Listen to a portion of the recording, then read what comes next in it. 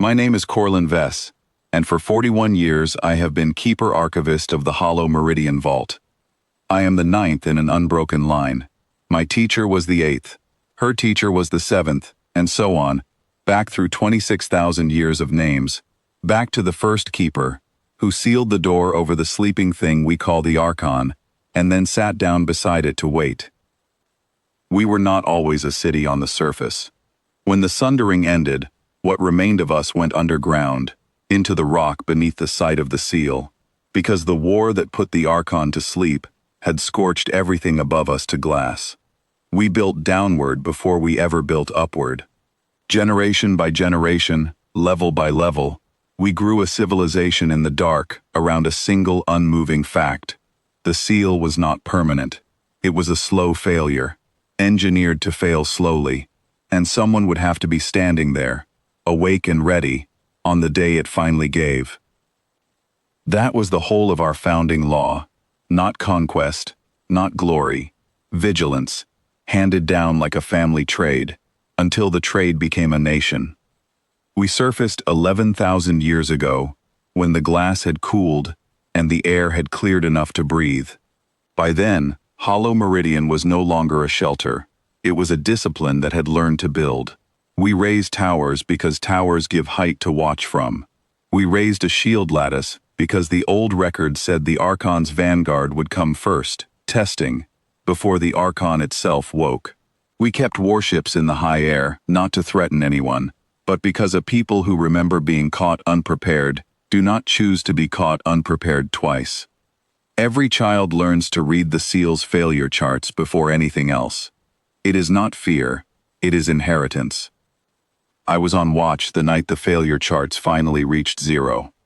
I felt it before the alarms did. A low shudder through the vault floor, the kind of tremor the old logs describe exactly, 26,000 years old and still correct. I opened the last page of the 9th Keeper's record and did what every Keeper before me had done at this threshold, wrote the date, and beneath it, the line every one of us has written and never had to finish.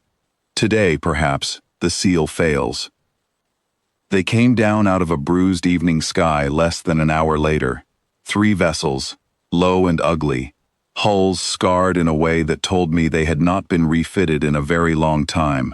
Vanguard craft, sent ahead of something larger, the way the old accounts said they would be. They set down in the scorched flat beyond the outer wall, in the exact clearing where the first Keeper had stood the day the seal was cut.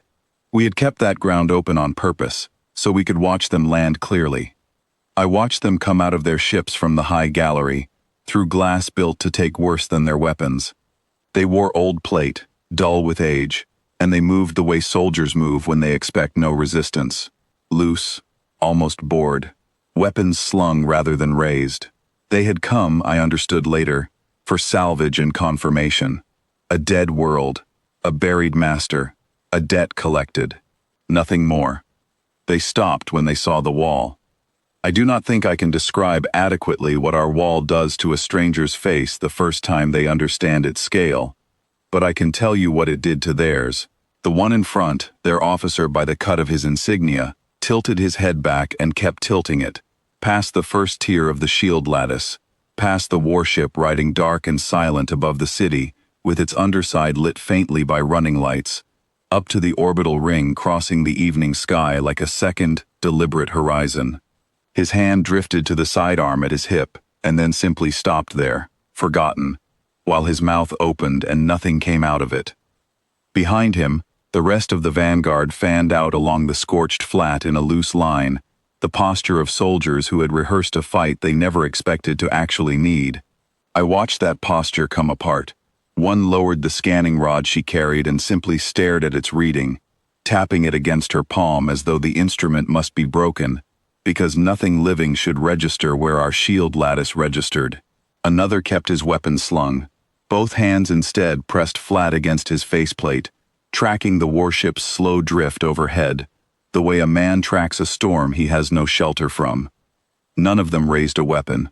They had come here to confirm a grave, and instead found a city that had spent 26,000 years turning that grave into a threshold.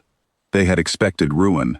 They had expected, at best, savages picking through the wreckage of a war they'd already won. What they found instead was a people who had spent 26,000 years turning grief into architecture. I went out to meet them myself, unarmed, because that is also the founding law. The keeper speaks first, and the keeper speaks calm. I told the officer, through the translation collar every keeper wears for exactly this day, that the seal below us was failing on schedule, that we had always known it would, and that we had built everything around him specifically, so that when this hour came, no one on either side would need to die by accident.